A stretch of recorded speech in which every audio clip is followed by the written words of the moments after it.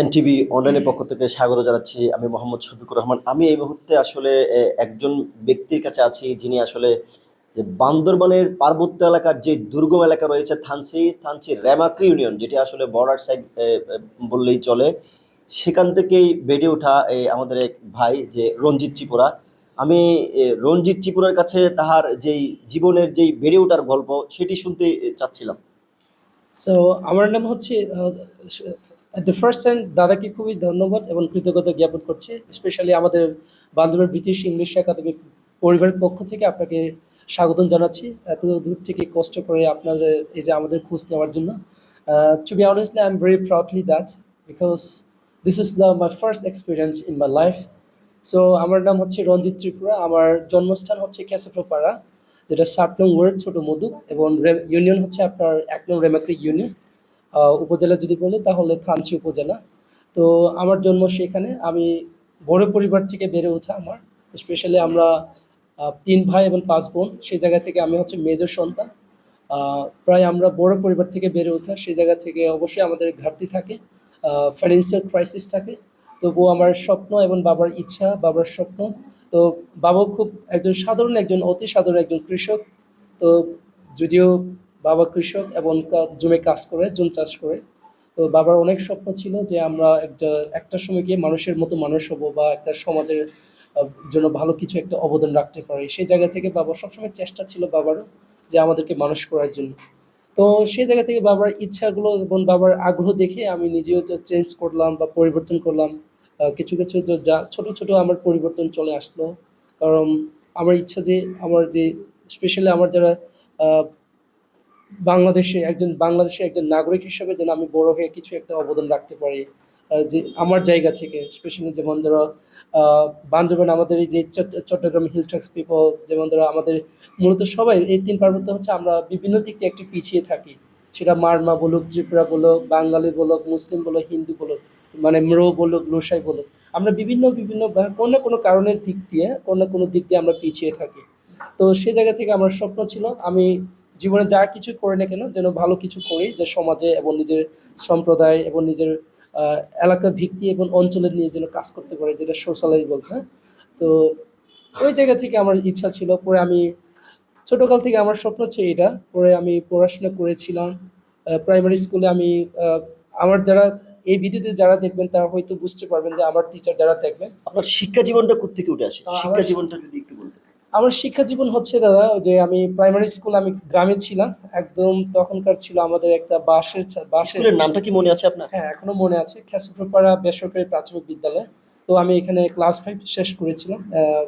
সম্ভবত আমি দ্বিতীয়তে ছিলাম মনে হয়। এখনো ঠিক ইনশিওর না, কারণ সে অনেক 10 বছর বা 15 বছর হয়ে গেছে এটা। তো আমি দ্বিতীয়তে পেয়েছিলাম। পরে আমরা এখানে আহ, আমাদের বান্দরবান পুরো জেলাতে ওই আমাদের স্কুলটা হচ্ছে পুরো বেসরকারির মধ্যে ফার্স্ট ছিল। কারণ আমরাই ফার্স্ট, পুরো জেলা ভিত্তিতে আমরা প্রথম পেয়েছিলাম। পরে ওখান থেকে বের হয়েছি। পরে প্রাইমারি স্কুলটা ওখান থেকে লেভেলটা শেষ করে আমি থানচি উচ্চ বিদ্যালয়ে আবার ভর্তি হয়েছিলাম। এখনো মনে আছে যে মিজান স্যার, বিভিন্ন টিচার আমাকে খুব ভালোবাসতো।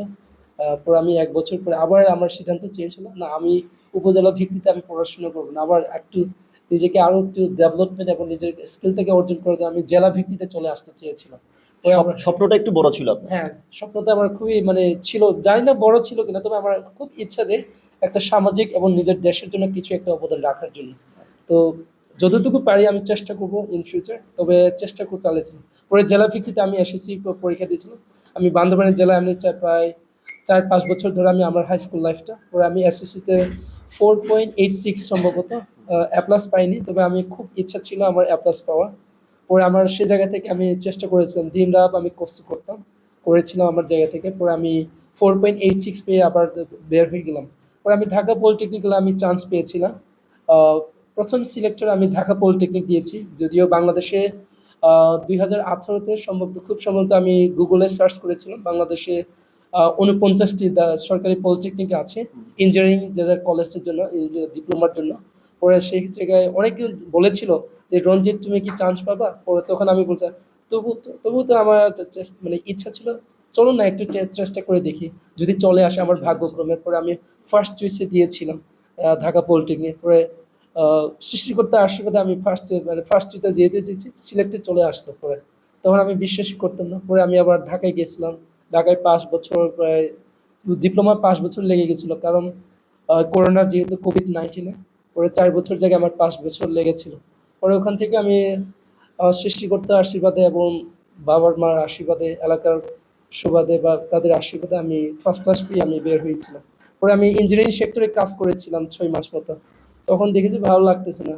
পরে আমি, কারণ আমি ইংরেজি পারি না। তখন আমি একদম ইংরেজি পারতাম না এবং বলতে পারতাম না। ডিপ্লোমা শেষ করে স্টাডি যদিও পড়াশোনা শেষ, ইঞ্জিনিয়ারিং ব্যাকগ্রাউন্ড। পরে আমি ইংরেজিতে মানে স্পিকিং করতে পারি না। আমার মানে আত্মবিশ্বাস ছিল না। পরে সামহাউ আমি সিদ্ধান্ত নিয়েছিলাম কি একটা যে করে হোক anyhow I have to speak English. I have to make the conversations with the people by speaking English. That's the reason I decided. হ্যাঁ? পরে আমি বিভিন্ন প্রতিষ্ঠান আমি ভিজিট করেছিলাম ইংরেজি শেখার জন্য। পরে আমি কোর্স করেছিলাম। পরে IELTS করেছিলাম। পরে ইভেন আমি ঢাকায় ২ বছর ধরে আমি teaching professional faculty as a faculty English faculty হিসেবে কাজ করেছিলাম ২ বছর ধরে। পরে আমি তখনও আমার মানে স্যাটিসফ্যাকশনটা ছিল না আরকি। স্যাটিসফ্যাকশন আমি পাইনি। কেন শুধু নিজেই ইংরেজি বলবো নট লাইক দ্যাট। আমাকে যে করে হোক আমার এলাকায় গিয়ে একটা প্রতিষ্ঠান শুরু করবো। একটা সবার জন্য সুযোগ হয়েছে। যেমন ধরুন স্পেশালি অনেকেই আমাদের এই বান্দরবানে বা এই চট্টগ্রামে মুসলিম বলুক, ত্রিপুরা বলুক বা খ্রিস্টান বলুক, হিন্দুজন বলুক, হ্যাঁ? বুদ্ধিস্ট বলুক। আমাদের ব্যাকগ্রাউন্ড যেহেতু একটা ফ্যামিলি ব্যাকগ্রাউন্ড একটু মানে স্ট্যাটাসটা একটু মানে ডাউন, হ্যাঁ? সে জায়গা থেকে আমি বিভিন্ন চেষ্টা করেছিলাম বিভিন্নভাবে ক্যাটেগরিতে স্কলারশিপ দেওয়ার জন্য। যেটা যতটুকু পারি। তো ওদেরকে বিভিন্ন ফ্যাসিলিটি দেওয়ার জন্য যদিও আমার এত বেশি নেই, যেহেতু স্টার্টিং পয়েন্ট তো আমি চেষ্টা করব এবং চেষ্টা চালিয়ে যাচ্ছি দাদা। তো এখানে হচ্ছে আমি চাচ্ছি এই যে রঞ্জিত স্যারের হাত ধরে যেন এই বাংলা মানে পুরা চট্টগ্রামে যেটা হিল ট্রাক্স পিপল যেখান থেকে আসুক সে যেন আমার হাত ধরে যেন ও টুকিটাকি যেন ইংরেজিটা শিখে নেয়, ভাষাটা যেন স্কিলটা যেন ডেভেলপমেন্ট করে। তো আপনি তো পড়ালেখা করেছেন ইঞ্জিনিয়ারিং এর উপরে, কিন্তু কেন আপনি এবার এই ইংলিশ স্পোকেনের উপরে চলে গেলেন? আচ্ছা দাদা, এটা হচ্ছে ইন্টারেস্টিং থিং, যেটা ধন্যবাদ আপনাকে এত গুরুত্বপূর্ণ একটা প্রশ্ন করার জন্য। স্পেশালি যদিও আমার ব্যাকগ্রাউন্ড ডিপ্লোমা মেকানিক্যাল ইঞ্জিনিয়ারিং, পরে আমি ইঞ্জিনিয়ারিং কাজ করেও ছিলাম। আমার স্বপ্নও ছিল অনেক বড় ইচ্ছা ইঞ্জিনিয়ার হব বা বিএসসি করব, নামের আগে ইঞ্জিনিয়ার বসাবো। পরে দেখি যে আমি ইঞ্জিনিয়ার করতে পারি বা ইঞ্জিনিয়ারিং ডিপার্টমেন্টে কাজ করতে পারি। তো ইঞ্জিনিয়ারিং কাজ করলে কি আমি নিজের জন্য শুধু টাকা পাবো এবং ফ্যামিলি একটাকে আমি সাপোর্ট দিতে পারবো। আমি ইঞ্জিনিয়ারিং ডিপার্টমেন্টের কাজ করলে, হ্যাঁ ইঞ্জিনিয়ারিং ডিপার্টমেন্ট খুবই ভালো একটা department, I really respect this one. Because যদি ইঞ্জিনিয়ারিং সেক্টরে কাজ করে অনেক টাকা অ্যামাউন্ট পাওয়া যায়। কিন্তু ওই টাকা দিয়ে আমি কি করতে পারি, নিজের ফ্যামিলিকে সাপোর্ট করতে পারি, শুধু আমার একান্ত পরিবার তো শুধু ডেভেলপমেন্ট হবে। কিন্তু যেন ওই জায়গা থেকে আমার, যদি আমি ইংরেজিতে নিয়ে কাজ করি তাহলে আমার সাথে সাথে অন্য আরেকজনও পরিবর্তন হতে থাকবে। অন্য আরেকজন কি আমার মতো প্রত্যন্ত এলাকা থেকে বেড়ে ওঠা আরেকটা শিশু, আরেকটা ছেলে, আরেকটা স্টুডেন্টও বেড়ে উঠবে, আমার মতো চেঞ্জ হবে। দেখেন না আজকে আমি শুধু নিজের পরিবর্তন করব কেন, আমার ইচ্ছা হচ্ছে কি এই যে আমার যে সামনে আছে যারা আমার স্টুডেন্ট আছে বিভিন্ন বেস, এই হচ্ছে পঞ্চম বেস আমার, প্রায় ১০০ প্রায় ৫০ ১৫০ জন মতো আমার স্টুডেন্ট সবাই এখান থেকে কোর্স করে বের হচ্ছে। তার মানে তাদের কাছ থেকে সেটা ত্রিপুরা হোক, মারমা হোক, বাঙালি হোক বা ম্রো বলুক, মানে খিয়াম বলুক, হ্যাঁ লুসাই বলুক, যে আমি চাচ্ছি ওদের মুখ থেকে ইংরেজিটা যেন বের হয়। সে অনেকজন আমি স্টুডেন্ট পেয়েছি, মাস্টার্স কমপ্লিট এখনো আছে। আপনার ইচ্ছে হচ্ছে যে যে পার্বত্য এলাকায় যে আসলে দুর্গম এলাকা থেকে যারা শিক্ষার্থী রয়েছে তারা আসলে অনেকটাই দেখা যায় যে ইংরেজিতে দুর্বল, হ্যাঁ, আপনি চাচ্ছেন তাদেরকে তুলে আনতে। জি, জি দাদা। আমি কারণ আপনার প্রশ্নটা খুবই গুরুত্বপূর্ণ এবং খুবই আ গুরুত্বপূর্ণ এবং তাৎপর্যপূর্ণ প্রশ্নটা। কারণ আ এই ওয়ার্লড ওয়াইডে ইংরেজি হচ্ছে ফার্স্ট ল্যাঙ্গুয়েজ, যেটা ইন্টারন্যাশনাল ল্যাঙ্গুয়েজ, যেটাকে আমরা সবাই জানি। সেই যাকে জিজ্ঞেস করবেন আপনি, ইংলিশ হচ্ছে ফার্স্ট প্রায়োরিটি। আপনি যদি ইংরেজি জানেন, ইংরেজি ভাষাটা যদি আপনি অ্যাচিভ করে নেন দাদা, তো তাদের পরিবর্তন আসবে লাইফে। কারণ পৃথিবীর বিভিন্ন হিস্টোরিক্যাল টপিকগুলো কিন্তু ইংরেজিতেই বেশিরভাগ লেখা হয়। এবং যেমন ডিসকভারির বিষয়গুলো, যেমন ধরো any kinds of tools, any kinds of like যেমন ধরো সায়েন্টিক্সে, হ্যাঁ সায়েন্টিফিক্স, গ্লোবালাইজেশনস, হিস্টোরিক্যালস, সব টপিকগুলো আপনি জিওগ্রাফিকগুলো ইংরেজি ভাষা দিয়ে কোনো এগুলো হচ্ছে কি লেখা হয়। তো সেই জায়গা থেকে আমি চাচ্ছি তারা, যেটা আমাদের সেই আদিম পুরুষগুলা যেটা জানে না, সেটা আমার এই যে নিউ জেনারেশন বা নেক্সট জেনারেশন তারা যে তাদের মাধ্যমে যেন এগুলো খুব সহজ হিসেবে যেন এরা ক্যাচ আপ করতে পারে তাদের মানে আইডিয়া তাদের যে জীবনে। তো কারণতে আমি আরেকটা দেখতে পেয়েছি ইন্টারেস্টিং থিং। আমি যেহেতু ইংরেজি একজন ফ্যাকাল্টি হিসেবে, একজন ইংরেজি ইনস্ট্রাক্টর হিসেবে আমি প্রত্যেকটি নিউজ দেখতাম, যে স্পেশালিভাবে আমি আহ, প্রত্যেকটা রেজাল্ট আমি দেখতে পেয়েছি যে দাদা, ওই যে সবচেয়ে আমাদের পুরা বাংলাদেশের শিক্ষা বোর্ডে চট্টগ্রাম বোর্ড হচ্ছে সবচেয়ে ফেল। ফেল কোথায়? ওই ইংলিশ। কারণ এটা মূল কারণ হচ্ছে কি, আমাদের ইংরেজি বিষয়ে, ইংরেজি সাবজেক্ট একাডেমিক বলুক বা ল্যাঙ্গুয়েজ বলুক, আমাদের খুব আহ, দক্ষ শিক্ষকতা, মানে দক্ষ শিক্ষক বা খুব সঙ্গতে আছে আমাদের এই চট্টগ্রাম হিলটাক্স পিপলের জন্য। তো সেই জায়গা থেকে আমরা এটা এডুকেশন সিস্টেম বলুক, জানি না এটা কোথায় ত্রুটি আছে। তো আমি সরকারকে রিকোয়েস্ট করছি, চাচ্ছি এটাও যেন তারা মানে বি কনসার্ট যেন হয়। কারণ আমাদের চট্টগ্রাম স্টুডেন্টরা সবচেয়ে ইংরেজি সাবজেক্টে ফেল করে, খুব পার্সেন্টেজ, মানে most of the student they failed their English subject because of they don't have skilled teacher, মানে খুব দক্ষ স্কিল মানে টিচার পায় না এরা। যার জন্য আমি আমি আমার শিক্ষার্থীদেরকে দোষ দিচ্ছি না, এটা হচ্ছে এনভায়রনমেন্ট, পরিবেশ এবং এডুকেশন সিস্টেমে কিছু ত্রুটি থাকার কারণে এটা হয়তো বা এটা হতে পারে।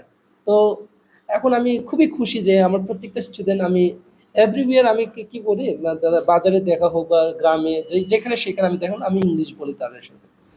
তারা ইংরেজি বলুক বা না বলুক, কারণ আমার দায়িত্ব হচ্ছে একজন ইংলিশ টিচার হিসেবে তাদেরকে এনকারেজ করা, তাদের বডি ল্যাঙ্গুয়েজ, তাদের আত্মবিশ্বাস, তাদের যেটা মাইন্ডসেটটা যেন গ্রো হয়ে থাকে। কারণ দিন শেষে কি আমরা সবাই সফল হতে চাই, মূলত দিন শেষে কি আমরা কেউ মানে নিজের মাইন্ডসেটটাকে পরিবর্তন করতে পারে না। আমি আগে চেষ্টা করি পরিবর্তন করার জন্য, তো অন্য যেন আমাকে দেখে যেন পরিবর্তন হতে পারে। তো সেই জায়গা থেকে আমার একটা চেষ্টা ছিল আর কি। তো আপনার যে আজকে যে আমরা এখানে আসছি, ঠিক আছে, আপনার যে আসলে শিক্ষা জীবনে যে আর্থিক সংকটটা ছিল সেটা যদি একটু বলতেন। ও হ্যাঁ, এটা অনেক মানে বলতে পারি। তো যখন আমি প্রাইমারিতে ছিলাম, যারা আমার এই ভিডিওতে দেখবেন এই মুহূর্তে, টিচার যারা আমার আমি খুবই লাকিলি যে যদিও আমার বাবা খুবই চুন চাষ করতো, বাবা চুন চাষি। তো যদিও তবে আমি স্কুলে খুব ভালো ছিলাম। তো ক্লাসে সবসময় নিজেকে চেষ্টা করি যে টিচারদের সাথে আমার কানেক্টটা যেন থাকে, আমার যেটা দক্ষতা, আমার যেটা কোয়ালিফিকেশন, যেটা আমার ট্যালেন্ট দিয়ে যেন শিক্ষকদের আমার মঞ্চে যেন কেড়ে নিতে পারি। সেই জায়গা থেকে আমি সবসময় ফার্স্ট, সেকেন্ড, থার্ড এইরকম পজিশনে ছিলাম, যদিও আমার মানে ফাইন্যান্সিয়াল ক্রাইসিসে ছিলাম। তবে আমি ওই জায়গা থেকে ফাইন্যান্সিয়াল ক্রাইসিস থাকার কারণে আমি সবসময় নিজেকে চেষ্টা করি ১, ২, ৩ এর মধ্যে রাখার। কারণ ১, ২, ৩ এ রাখলে কি শিক্ষকদের সবসময় কাছাকাছি পায় তারা। কারণ যে রুল ১ পায় বা ২ পায়, ৩ পায়, তাদেরকে একটু শিক্ষকরা একটু টেক কেয়ার করে।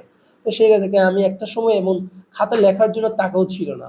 যদিও আমার বাবা অনেক সীমান্তর এলাকায় বসবাস করে তখন। যে কারণ ওই যে ভরণ-পোষণ মানে চালাতে গিয়ে বাবা অনেক জায়গায় যায়। পরে খাতা কেনার টাকা ছিল না। পরে আমি অনেস্টলি ভাবে বলতেছি, আমার শিক্ষকরা আমাকে কিনে দেয় টাকা। মানে খাতা কিনে দেয় আরকি লেখার জন্য। আমি খুবই লাকিলি যে শিক্ষকরা সবসময় আমাকে সহযোগিতা করেছে। তো হাই স্কুলেও এরকম ছিলাম। এখানে ইভেন আমি এসএসসি দিয়েছিলাম। এসএসসিতে সবার ফর্ম ফিল আপ দেওয়া হয়েছিল, দিতে হয়েছিল। সামহাউ আমি খুবই লাকিলি যে আমার সর্বোচ্চ নাম্বার পাওয়াতে, মানে টেস্ট, এসএসসিতে সবসময় টেস্ট নেওয়া হয় দাদা। সেই সময় আমি সর্বোচ্চ নাম্বার পাওয়াতে আমি এখনো বলতে পারি, এখনো বলি না, ছয় উনি স্যার, হ্যাঁ, ছয় উনি স্যার, উনি প্রিন্সিপালের স্যার কাছে গিয়ে রিকোয়েস্ট করলো আমার হয়ে, যে রঞ্জিত হচ্ছে সর্বোচ্চ নাম্বার পেয়েছে এবারে। তো ওনার জন্য যদি যদি একটু কিছু হলে স্যাক্রিফাইস যদি করা যেতে পারে তাহলে কেমন হয় স্যার। পরে প্রিন্সিপাল স্যার সোহেল পাটোয়ারি মনে হয় সম্ভবত আমার প্রধান শিক্ষক তখন হাই স্কুলে। পরে থয়উনি স্যার, ওনার সাথে প্রিন্সিপাল স্যারের সাথে ডিসকাস করে আমার জন্য এটা ইয়া কি বলবো, এটা স্পন্সর দেওয়া হয়েছিল, মানে মাপ হয়ে গেলাম আর কি, মানে যে এসএসসিতে টেস্ট আর দিতে পারি। শিক্ষকদের সহযোগিতা তাহলে অনেকটা বেশি ছিল আপনার প্রতি। হ্যাঁ, আমার এই এই এতদূর আসার মধ্যে অবশ্যই সবার একটা অবদান থাকে, স্পেশালি আমার বাবা মার জন্য আজকে আমি এখানে উঠে আসতে পেরেছি এই জায়গায়।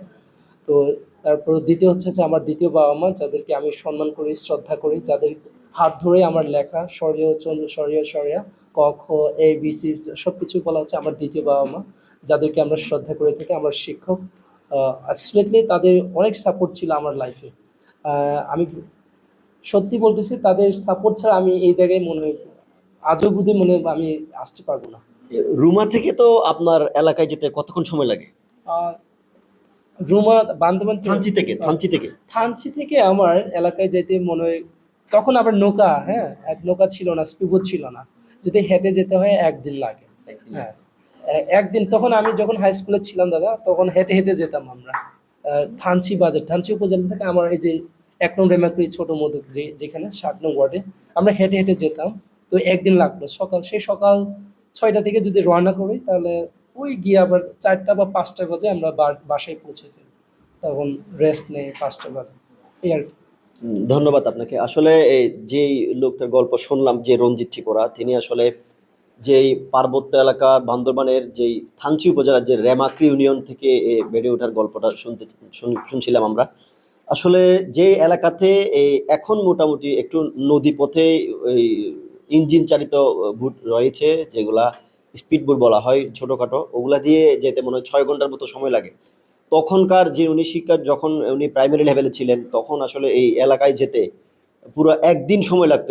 হেঁটে যাওয়া হতো, সেখানে কোনো নদী পথ বা গাড়ি পথ এরকম কোনো রাস্তা ছিল না। তাহলে সেখান থেকেই বেড়ে ওঠা এই রঞ্জিত ত্রিপুরা। তো আসলে ধন্যবাদ জানাই আপনাকে যে এই এত ওই দুর্গম এলাকা এলাকা থেকে উঠে এসে আপনি বাংলাদেশের সর্বোচ্চ বিদ্যাপীঠ, যেটা আসলে ঢাকা পলিটেকনিক ইনস্টিটিউটে চান্স পেয়ে সেখান থেকে ইঞ্জিনিয়ারিং লেভেল শেষ করে আপনি আবার স্পোকেনের উপরে ইংলিশ স্পোকেনের উপরে দক্ষতা অর্জন করে যে পার্বত্য এলাকায় যারা শিক্ষার্থী রয়েছে তাদের আপনি চাইছেন যে পার্বত্য এলাকায় যারা দুর্গম এলাকা রয়েছে, দুর্গম এলাকায় যারা শিক্ষার্থী রয়েছে তাদের কাছে আপনার যে শিক্ষা আলোটা পৌঁছে দিচ্ছেন।